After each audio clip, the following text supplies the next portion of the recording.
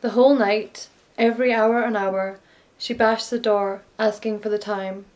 I'd shout, "It's 1, 2, 3, 4 o'clock. Go back to bed." We got up at 6 a.m. When I took her downstairs, she said she wanted to go out. I didn't know the area, so I told her I didn't think it was a good idea. She continued talking about going out and began to get more intense. There's children in the bathroom and they're making so much noise. The keys and Shh, she's trying to sleep. phone were locked away, and she would Why are you doing that? I'm hallucinating. often steal them, making it impossible to come in or out. I think this is it, I'm dying. She You're not dying, you've just got a cold or the flu. began shaking me, trying to get the keys. She got more and more aggressive, shaking me, hitting me, scratching me and trying to push me over. I was 20 weeks pregnant at the time. What would you like for tea? There's fish fingers or pie? And felt incredibly vulnerable. I ran upstairs to lock myself in the bathroom, but as the bathroom door was broken, it would... Can you do this? 'Cause she's fucking useless. Just get the doctor, don't be so cruel, get the injection. You won't die on my shift. not close. She continued to hammer, punch and kick the door to get in.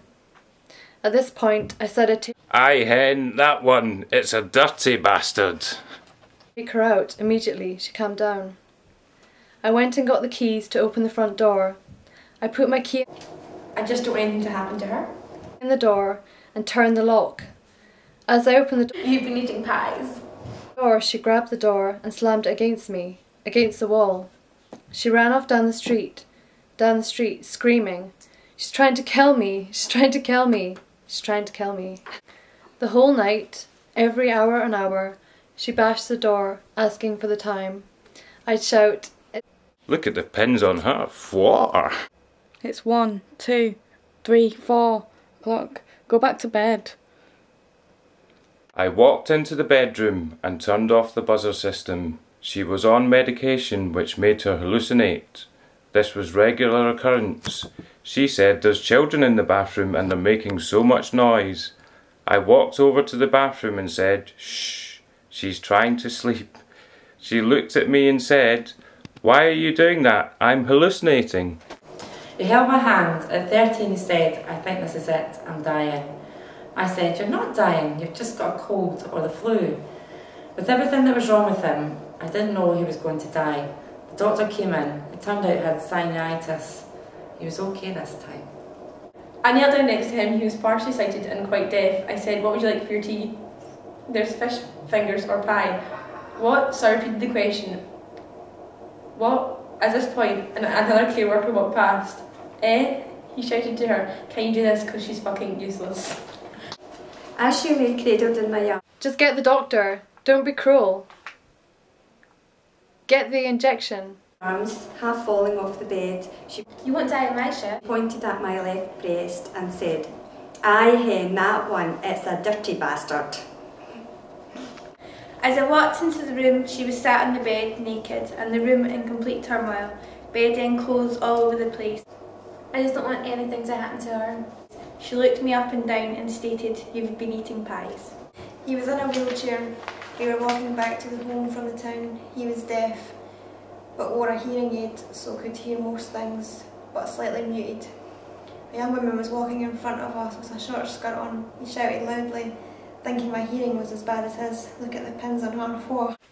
The whole night, every hour and hour, she bashed the door, asking for the time.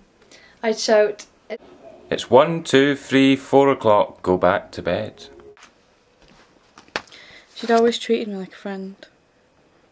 The other people in the children's home had finally found. She'd always treated me as a friend. The other people in the children's There's children in the bathroom and they're making so much noise. home, both staff and children, Shh, she's trying to sleep. were happy she found "Why are you doing that? I'm hallucinating." a worker to talk to and connect with. I think this is it, I'm dying. You're not dying, you just got a cold or the flu. As I walked in the room, she looked at me. She looked at my stomach.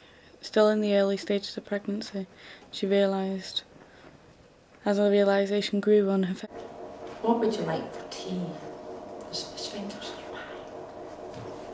face. She looked devastated. She walked off and she never spoke to me again. Can you do this because she's fucking useless? Just get the doctor. Don't be so cruel. Get the injection. I held his hand and he looked depressed. I couldn't help him. You won't die in my shift. Seemed like lame reassurance. Yeah, in that one, it's a dirty bastard.